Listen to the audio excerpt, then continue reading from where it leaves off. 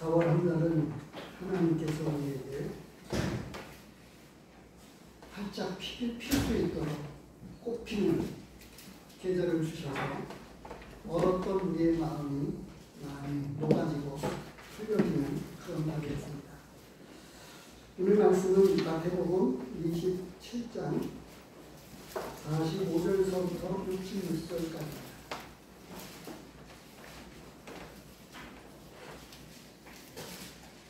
본문의 내용이 조금 배워지지만 하나님의 말씀을 공독해 올리겠습니다. 이 말씀을 공독해 올리는 것은 지금 하나님의 이 말씀을 대신한 그 어떤 것보다 너무 중요하고 또 우리에게 궁극적으로 우리 마음에 또 우리 귀에 들려야 할 것이 하나님의 말씀이기 때문에 그렇습니다.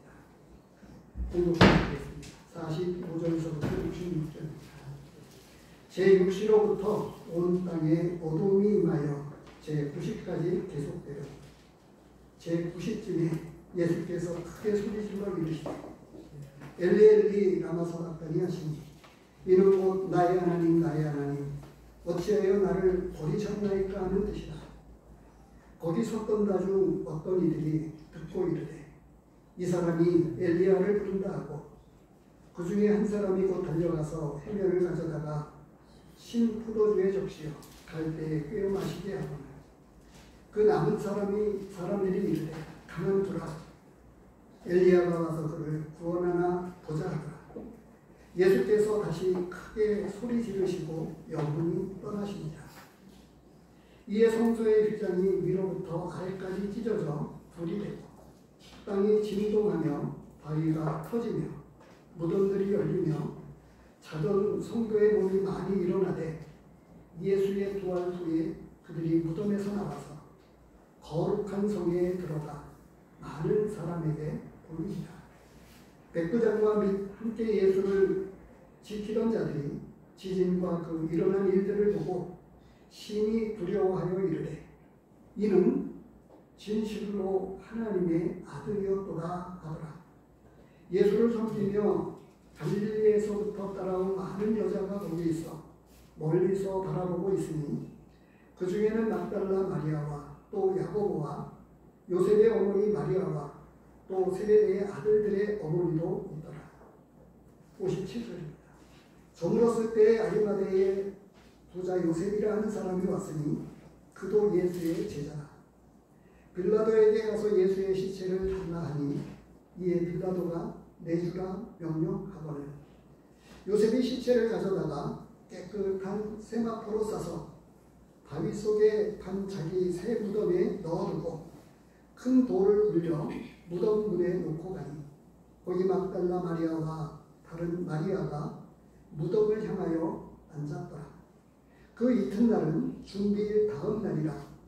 대제사장들과 바리새인들이 함께 빌라도에게 모여 이르되 주여 저 속이던 자가 살아있을 때에 말하되 내가 사흘 후에 다시 살아나리라 한 것을 우리가 기억하노니 그러므로 명령하여 그 무덤을 사흘까지 굳게 지키게 하소서.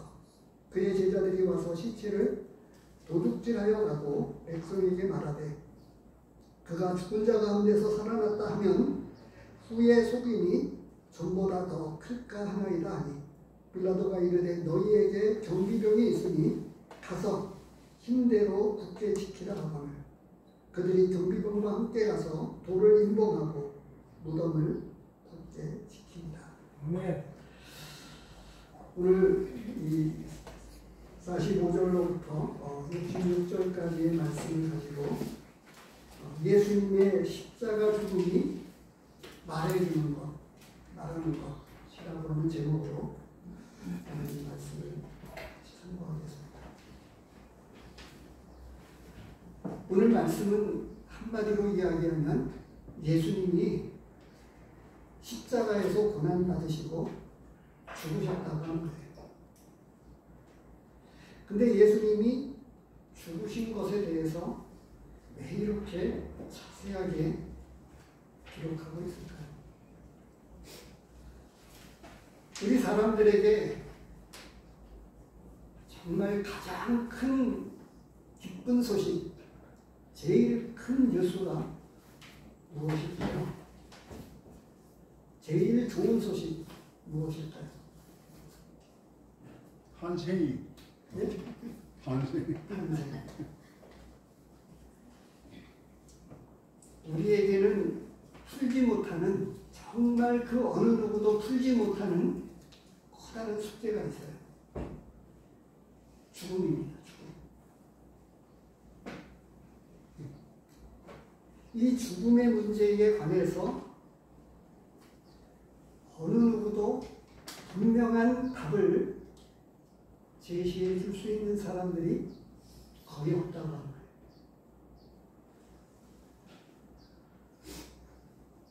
어쩌면 믿는다고 하는 사람들, 예수 그리스도를 구주로 고백하고 믿었다고 하는 사람들에게서조차도 말로는 좀 들을 수 있습니다. 그런데 사람들은요, 뭘 보면 하면요, 죽음의 문제를 해결하지 못한 사람들처럼 살아가고 있기 때문에 좀처럼 믿으려 하지 않는다고 하는 거예요. 전에 그런 말씀을 드렸는데, 동역자된 귀한 일꾼이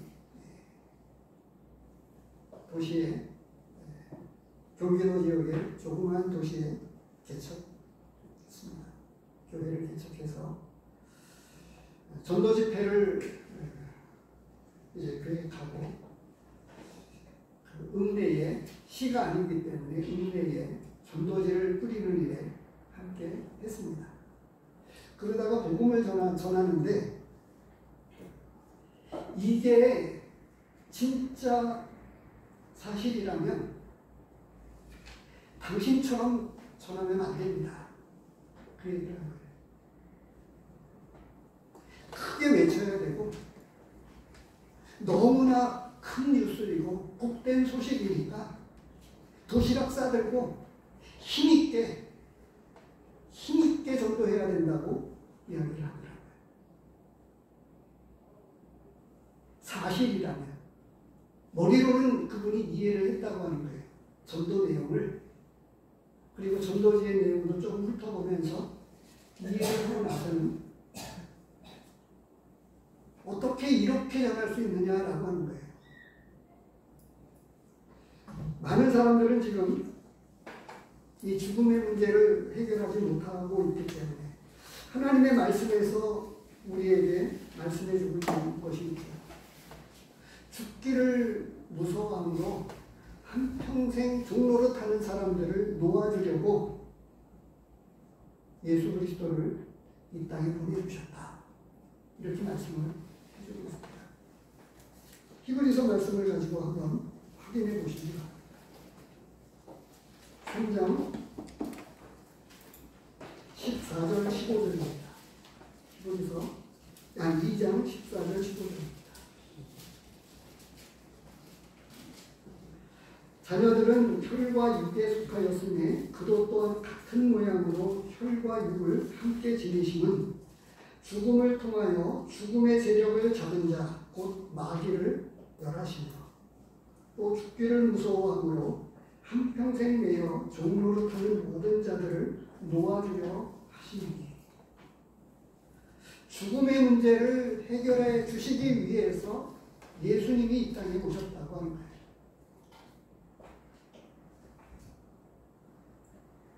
우리 주변에는 아마도 아주 가깝게는 가족들이나 친척들 가운데에서, 그리고 또 가까운 이웃에게서 큰 병, 암에 걸렸다고 하는 소식을 전해 듣고 있습니다.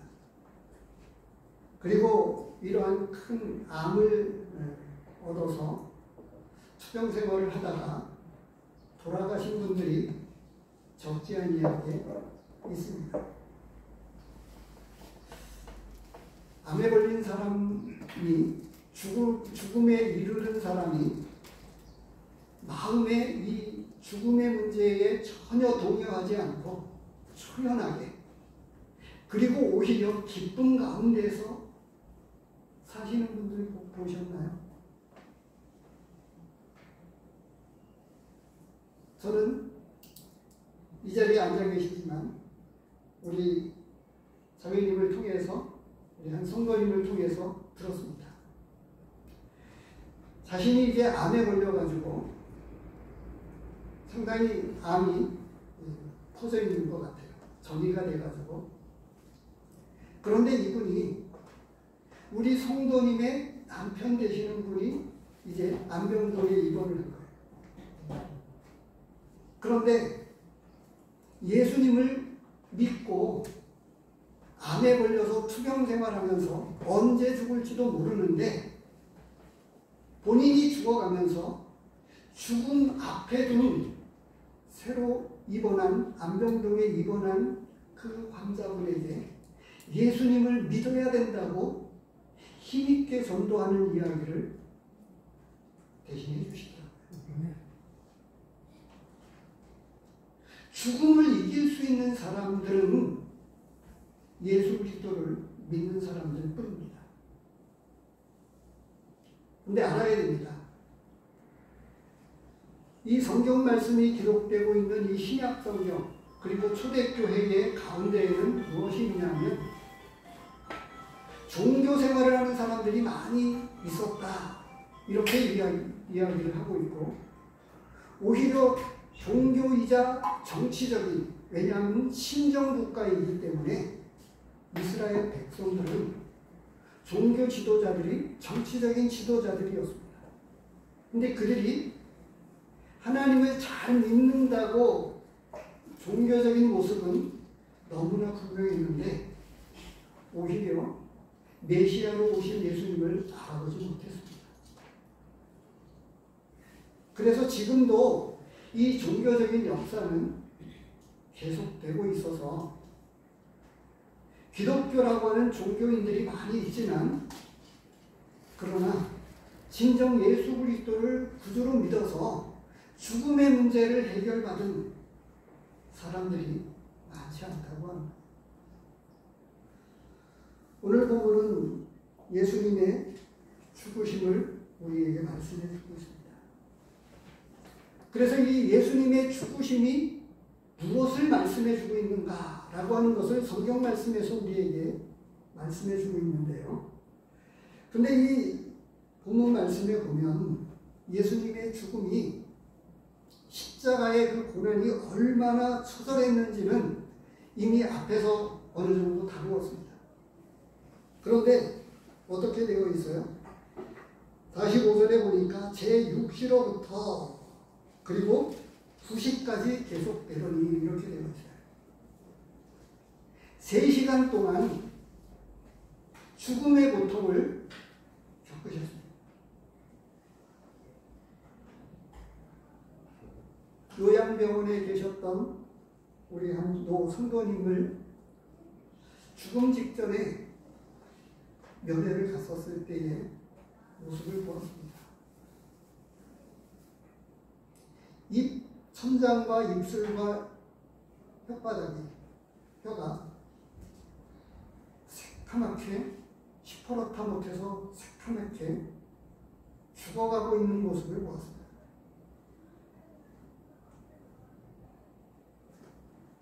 조금은 그런 모습에 이 예민한 분들은 민감하게 조금 반응을 하더라고요. 그런데 얼마나 고통스러웠는가를 짐작해 볼 수 있었습니다.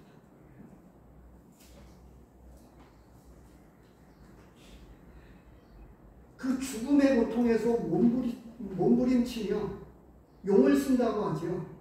들어보셨나요? 숨이 멎기까지 용을 쓴다고 합니다. 아주 쉬운 말로 죽음 직전에 이르는 분들이 대개 두 부류의 사람들로 나뉘어요.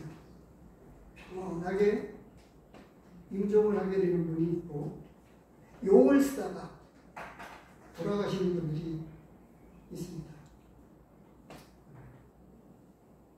저희 아버지가 60이 못 되어서 돌아가셨는데 아버지가 돌아가시고 나서 친구들에게 물었습니다. 그랬더니 동일하게 저와 같이 아버지를 일찍 여긴 제 친구들은 그런 이야기를 하더라고요. 밤새도록 용을 쓰시다가 돌아가셨다. 그런 이야기를 했습니다. 처참합니다. 3시간 동안 그토록 죽음의 큰 고통을 하나님이신 예수님이 사람이 되셔가지고 우리를 대신해서 아주 쉬운 말로 오늘 주보에 실어놨습니다만 세상 죄를 대신하시기 위해서 예수님이 십자가에 죽으셨다고 합니다. 근데 이 사람으로 오신 예수님께서 우리를 대신한 그 죽음을 맞이하는 거예요. 어떻게 말씀하고 계시죠? 46절 엘리 엘리 라마 사박다니 나의 하나님 나의 하나님 어찌하여 나를 버리셨나이까. 아들이시라도 사람의 죄를 대신한 그 죽음을 하나님께서는 철저하게 버리셨습니다. 이 죽음의 쓴잔을 우리를 대신해서 그 고통을 3시간 동안 예수님께서 대신 그 고통을 대신하셨어요. 얼마나 무서운 고통입니까? 얼마나 큰 고통이겠습니까? 죄인은 이처럼 그 누구라 할지라도 버려질 수밖에 없는 존재예요. 죄인은 하나님 앞에 서지 못합니다.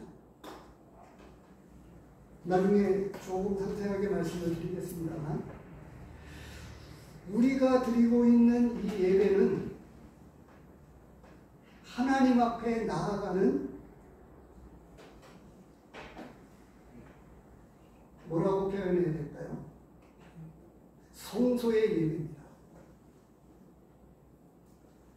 성소는 성소와 지성소로 나뉘게 되어 있어요. 근데 이 피 흘림이 없이는 안 되기 때문에 지성소에 나아가기도 앞서서 제물, 피 흘려서 어린 양을 잡아가지고 어린 양에게 이 어린 양을 잡는데 제사장이 잡아주는 거 아니에요. 제물을 가지고 나오는 죄인이, 죄를 깨달은 죄인이 이 어린 양을 안수하고 죄가 전가되었다고 하는 겁니다. 안수는 위임이라고 하는 거예요. 목사는 수도 마찬가지고 모든 안수가 그렇습니다. 위임이에요. 그런데 전가시켜서 이 양을 직접 잡는 거예요. 요즘은 오늘 보고도 닭도 잘 못 잡을 거예요, 아마. 그래서 닭을 줘도 못 잡아먹는 경우가 있다고 하더라고요. 그런데 어린 양을 어떻게 잡아야 되는지 끔찍합니다. 피 흘려서 잡는다고 하는 게 쉽지 않아요.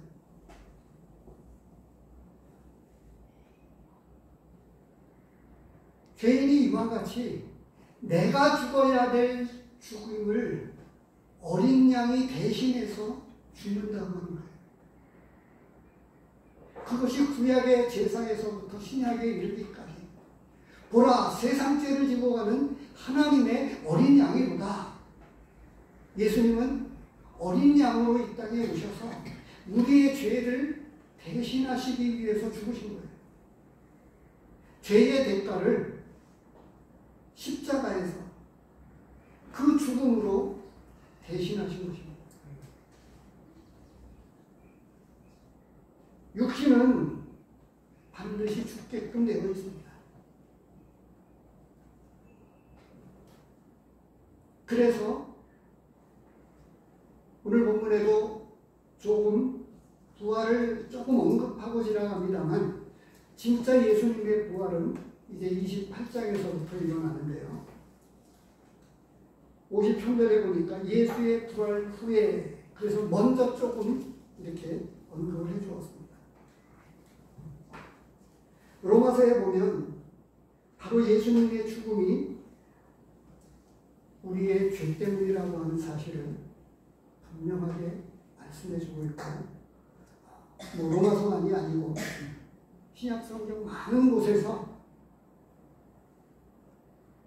세상 죄를 대신한, 저와 여러분들의 죄를 대신해서 죽으셨다고 하는 것을 말씀해주고 있어요. 아멘. 로마서 8장을 잠깐 보실까요?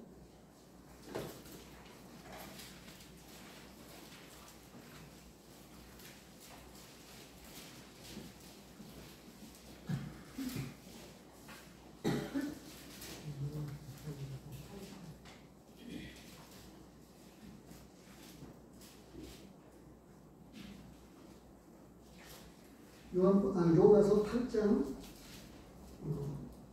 6절입니다. 육신의 생각은 사망이요 영의 생각은 생명과 평안이니라. 11절. 로마서 8장 11절. 예수를 죽은 자 가운데서 살리신 이의 영이 너희 안에 거하시면 그리스도 예수를 죽은 자 가운데서 살리신 이가 너희 안에 거하시는 그의 영으로 말미암아 너희 죽을 몸도 살리시리라. 아멘. 믿는 자 입장에서 기록된 것을 우리는 보았습니다. 그런데 로마서 6장에 보면 우리 믿는 자들에게 대한 이런 그 예수님의 죽음에 대한 의미를 먼저 살펴보았지만 6장 3절에 보면 이렇게 기록이 되어 있어요. 로마서 6장 3절에 무릇 그리스도 예수와 합하여 세례를 받은 우리는 그의 죽으심과 합하여 세례를 받은 줄을 알지 못하느냐.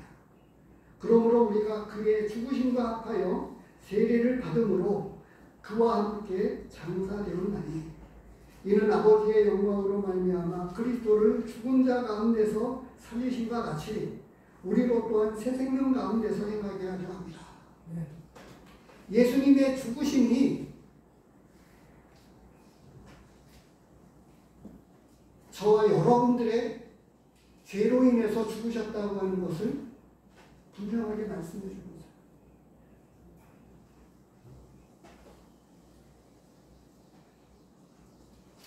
교회를 다닌다고 하는 사람들도 사도신경을 매주일 예배 때마다 암송도 하지만 그저 스쳐가는 지식인 경우가 많이 있습니다. 전에 그런 말씀을 드렸죠. 청년 시절에 서울역 앞에서 명절 때마다 구정 명절 때 그리고 추석 명절 때 서울역에 가서 전도하는데 예수님 교회 다닌다고 하는 사람에게 질문을 했어요. 무엇을 믿는 것이냐? 예수님을 믿는다. 예수님을 믿는데 예수님 무엇을 믿는 것이냐라고 물으면 답하는 사람이 별로 없어요. 무엇을 믿는지조차 모르는 사실이 사람들이 너무 많다고 하는 거예요. 그것은 모든 종교가 다 그렇습니다. 다른 종교를 가지고 있는 사람들에게 물어보십시오. 무엇을 믿느냐? 그렇게 답합니다. 그저 믿는다고 이야기를 할 뿐이에요. 그 믿는 사실이 무엇이냐라고 물으면 똑부러지게 답하는 사람이 별로 없다고. 근데 어떻게 보면 그의 죽으심과 합하여 세례를 받은 줄을 알지 못하느냐.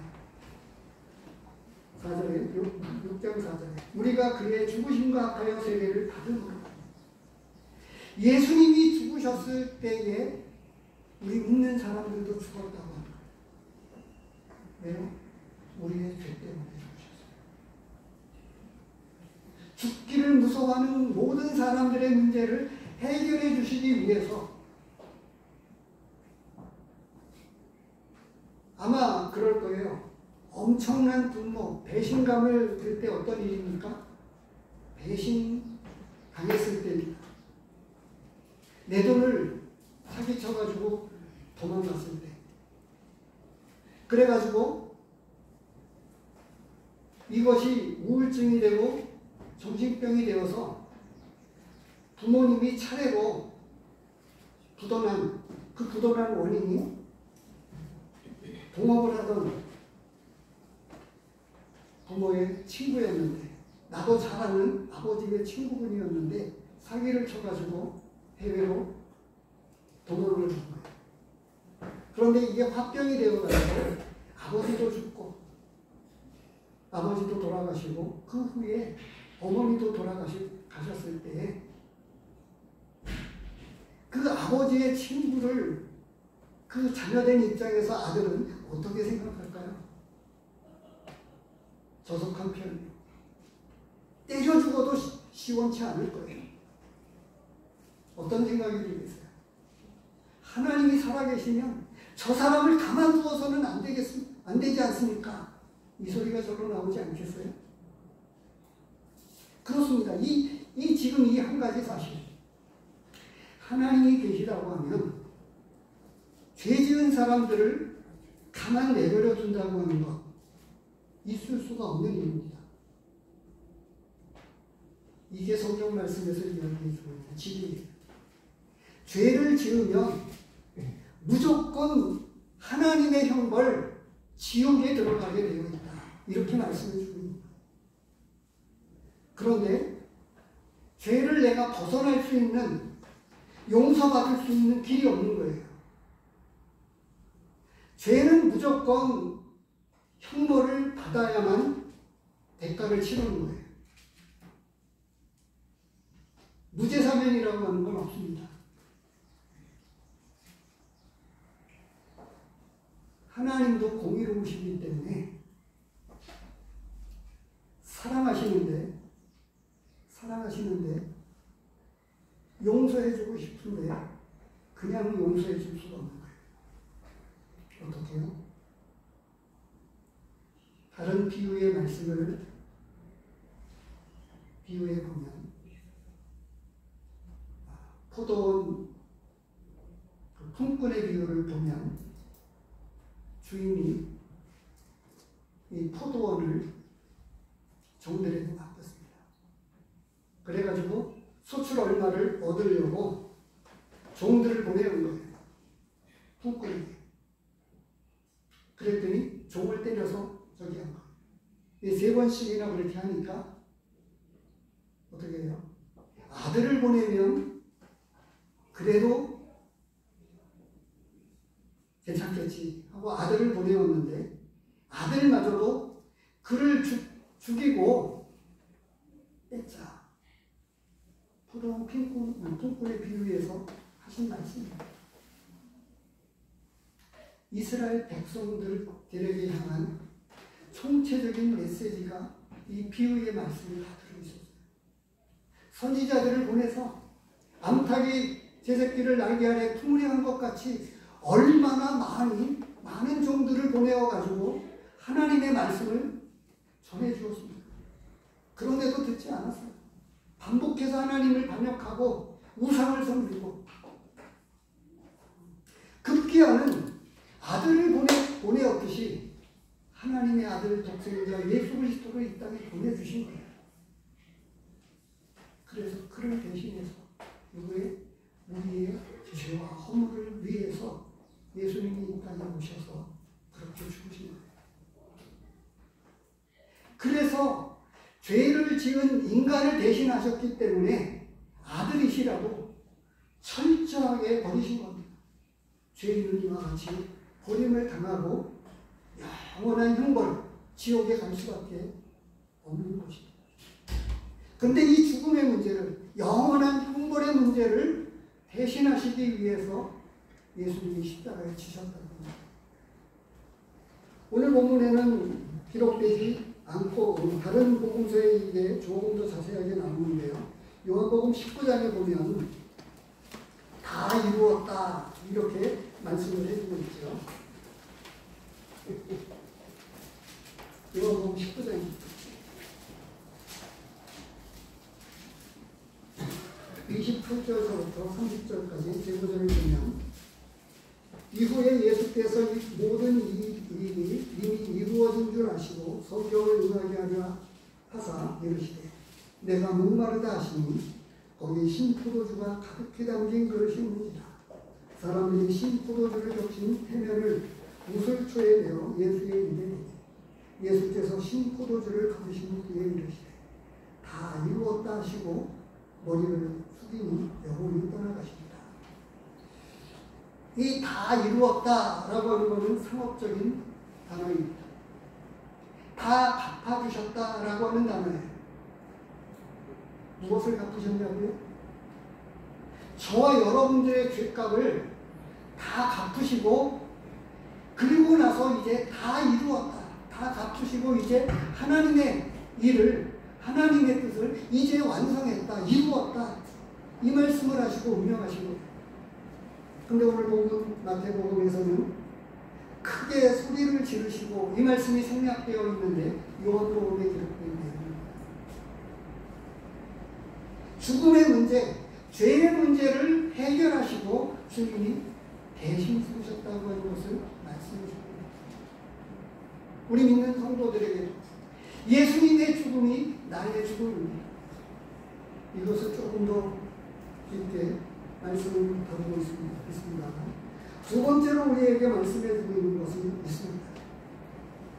예수님의 죽으심이 우리를 하나님께로 나아가기 위함이라고 하나님의 말씀에서 말씀해 주고 있는데요. 바로 이 50절까지는 세상 죄를 대신 저와 여러분들의 죄를 대신 죽으셨다고 하는 사실을 말씀해 주고 있다면 51절에서부터 56절까지는 바로 우리를 하나님 앞으로 나아가게 하기 위함이라고 말씀해 주고 있습니다. 51절 말씀에서 분명하게 말씀해 주고 있고 이에 성소기장이 위로부터 아래까지 찢어져 불이 되고 땅이 진동하여 바위가 터지고 잠시 히브리서 말씀을 보도록 하겠습니다. 신약 성경 안에 있는 이 구약 성경이라고 말할 수 있는 히브리서에서 보면 구약에서 말씀해 주고 있는 이러한 하나님의 제사 예법을 통해서 예수님의 죽으심이 무엇인지를 우리에게 잘 말씀해 주고 있습니다. 히브리서 9장입니다.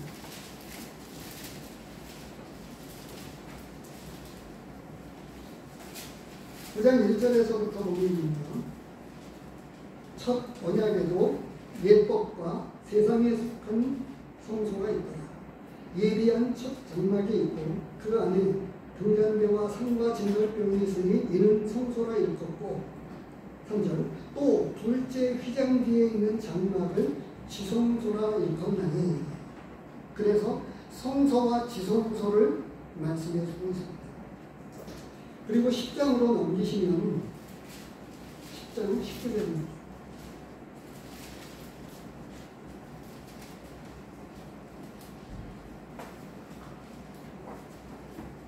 그러므로 형제들아 우리가 예수의 피를 힘입어 성소에 들어갈 담력을 얻었나니 그 길은 우리를 위하여 휘장 가운데로 열어놓으신 새로운 살 길이요 휘장은 곧 그의 육체이라. 바로 이 20절 말씀이 마태복음 27장 51절에서 말씀해 주고 있는 것을 히브리서 말씀에서 정확하게 해석해 주고 있다고 합니다.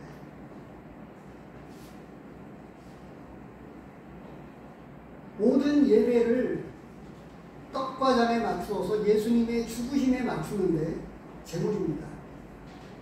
이것은 성소에 나아가기 위한 준비 과정이라고 하기에는 조금 그렇고요. 그런데 이해가 되시죠? 알아들으시겠죠? 대제사장은 아무도 자격이 없으니까 어쩔 수 없어서 하나님께서 자격을 스페어 딱 만들어서 대제사장만이 지성소에 1년에 그것도 한 번 들어갈 수가 있었어요. 그런데 예수님께서 대제사장이 되어 주셔가지고 성소의 휘정을 찢어놓으신 거예요. 히브리서 말씀을 통해서 보면 하나님께 나아가는 길을 그전에는 하나님 앞에 나아갈 수가 없었던 거예요. 죄인이 재물을 가지고 용서받는 것까지만 말씀해 주고 있는 거고, 그래서 예배는요, 오늘 주보에 있는 그 간증을 읽어보시면 선교에 대해서 잘 알았다고 생각했던 한 성도님이, 한 집사님이 예배가 무엇이냐 라고 하는 것을 안다고 생각했던 그것이 교만이었다고 하는 것을 깨닫고 고백하는 측면이 있어요. 진짜 예배는 하나님을 알지 못하는 사람들이 하나님 앞에 돌아와서 하나님을 예배할 수 있게 하는 것이구나 라고 그가 깨닫게 된 하나님 말씀의 진리를 간증하고 있는 간증입니다. 그렇습니다. 예배는 하나님께 나아가는 것도 중요하지만 진짜는요, 진짜 예배는요, 하나님과의 깊은 교제입니다. 하나님과의 만남입니다. 지성소에 들어가서 하나님을 대면해서 만날 수 있게 되었고 하나님과 교제할 수 있게 되었다고 하는 거예요.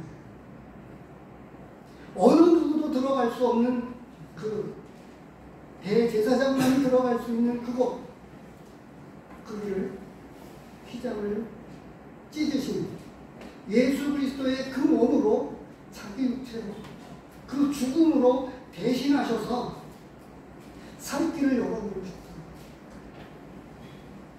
얼마나 놀라운 일입니까? 곧 결혼을 앞둔 예비 신부 신랑이 이 자리에 앉아 있습니다. 결혼할 필요가 없다고 하면 이상한 이야기죠. 진짜 사랑하면 결혼을 하게끔 되어 있습니다. 진짜 사랑하면 예배의 깊은 차원, 어디죠? 하나님과 깊이 교제하는 시간을 갖게 된다고 합니다. 그래서 이거는 공적인 예배입니다. 이 예배 시간이라고 하는 이 예배, 성찬 예배와 말씀의 예배는, 진짜 예배는 로마서 12장에서 이야기해주고 있는 것과 같이 산 제물로 우리 자신을 드리고 삶의 예배로 하나님 앞에 드리는 것, 하나님의 뜻을 쫓아서 하나님이 기뻐하시는 일을 행하는 그것, 그것이 로마서 12장에서 이야기하는 예배이고 히브리서에서도 그것을 말씀해 주고 있는 거예요. 아무도 나아갈 수 없는 그 길을 예수 그리스도께서 열어놓으셔서 하나님 앞에 나아가서 하나님을 직접 만나서 하나님과 교제할 수 있도록 해주셨다고 합니다. 하나님을 사랑하지 않는 사람은 교제, 하나님과 사랑하는 사람들과 하는 이 교제의 기쁨을 잘 모릅니다. 그저 여기서 공적인 의식적인 예배를 이것만 가지고도 기쁘지만, 성소에 나아가는 것조차 기쁘지만, 그러나 지성소에 나아간다고 하면 얼마나 큰 기쁨이겠습니까?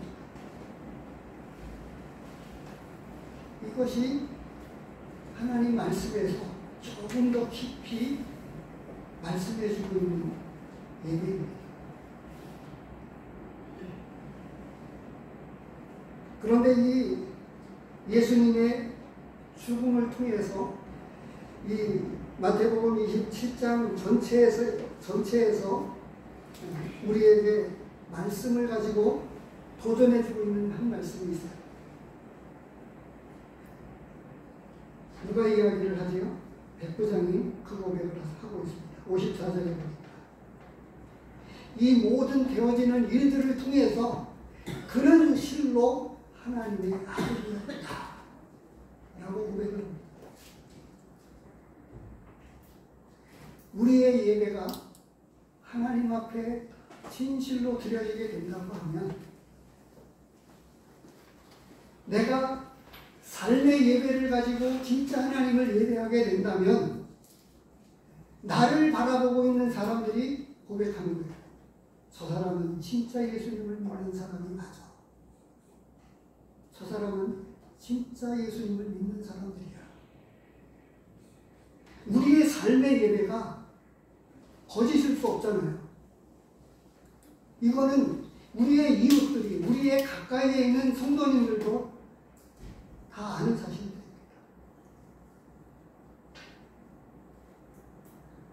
세 번째로 예수님의 십자가의 죽으심은 나의 죽음으로 받아들이기 위함입니다. 로마서 말씀을 통해서 이렇게 말씀을 해주고 있습니다. 이미 보았습니다만 예수님의 그 죽음의 세례를 우리가 함께 침례를 받음으로, 세례를 받음으로 동일시 되어지지만, 그러나 이 마태복음 26장에 보면 예수님의 죽음에 대해서 예수님의 죽음에 대해서 두 가지를 기록해주고 있는데, 26장에서 말씀해주고 있는 그 향유를 붓은 마리아라고 이야기를 하죠. 6절에서부터 나오고 있는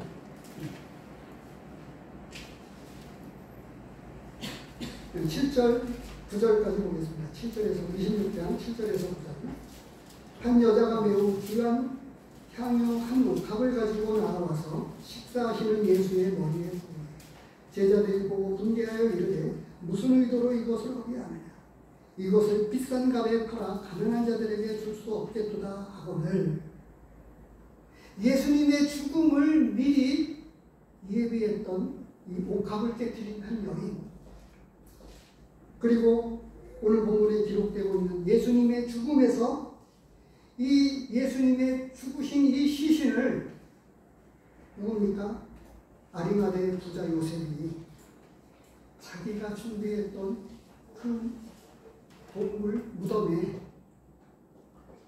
안치십니다. 시신을 찾아오죠. 무엇이 생각나십니까? 예수님의 죽음이 나의 죽음이고 예수님의 죽음을 모셔와서, 시신을 모셔와서 내가 그 죽음을 대신할 수 없지만 예수님의 죽음을 받아들일 때에는 다릅니다. 죽어있는 사람들은 어떤 것도 하지 않습니다. 냄새도 못 맡고요, 움직이지도 못하고요, 자존심도 없습니다. 자존심, 우리가 흔히 이야기하는 자존심도 없습니다. 그런데 어떻습니까? 예수님의 죽음을 나의 것으로 받아들였다고 하는 우리가 얼마나 자존심을 앞세웁니까? 얼마나 내 생각을 많이 가지고 있습니까? 바로 예수님의 죽으심을 위해서, 죽으심과 관련해서 이 기록된 두 가지 측면이 있습니다. 값비싼 향유를 가지고 그 몸에 부은 한 여인과 예수님의 죽음의 그 시신을 찾아와서 장례를 치른 아리마다 요셉입니다. 이러한 것들을 통해서 우리는 믿음으로 이 예수 그리스도를 받들어서, 자주 그런 말씀을 인용을 했습니다만, 나는 날마다 죽노라 라고 고백하게 되는 이것은 십자가를 대하면서 나도 세상에 대하여 죽고 세상이 내게 대하여 죽었다고 하는 갈라디아서의 사도 바울의 고백과 같이 이 고백이 있게 되어진 것입니다. 네 번째로 예수님의 십자가의 죽음은 우리로 주의 부활과 하신 말씀을 지켜내라는 말씀입니다.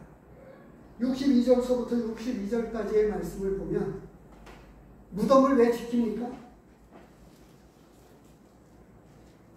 죽기 전에 3일 만에 살아나리라고 말씀하셨어요.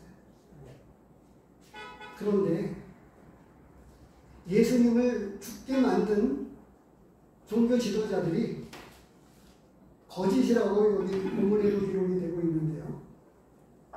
그래서 지킨 거예요. 이 무덤을 지킨 이유가.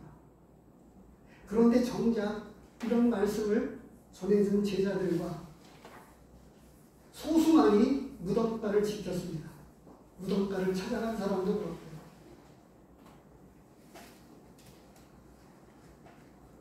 우리는 예수님의 부활을 증거해야 되고, 그리고 이미 하신, 예수님께서 하신 그 말씀을 우리는 누구보다 앞장서서 지켜내야 할 사람들입니다. 이것을 기억하십시오. 그래서 예수님의 십자가의 죽음이 우리에게 말씀해주고 있는 것이 있는데, 첫째로는 주님의 십자가의 죽음은 세상 죄를 대신해서, 나를 대신해서 죽으셨다고 하는 것을 말씀해주고 있습니다. 두 번째로는 주님의 십자가의 죽음은 우리를 하나님께로 나아가게 하기 위함이라고 말씀해주고 있습니다. 하나님과의 깊은 교제를 누리십시오. 하나님의 의식적인 이 예배 말고요, 살아있는 예배, 삶의 예배를 하나님께서 너무나 받고 싶어 하십니다. 세 번째로 예수님의 십자가의 죽음은 나의 죽음으로 받아들이기 하기 위함입니다. 예수님의 죽음과 관련해서 우리가 할 수 있는 것이라고는 그의 죽음을 나의 죽음으로, 예수님의 죽음이 곧 나의 죽음이라고 반복해서 고백하는 것밖에 없습니다. 끝으로 네 번째로 주님의 십자가의 죽음은 우리로 주의 부활과 하신 말씀을 지켜내라는 말씀을 기억해야 합니다. 기도하겠습니다.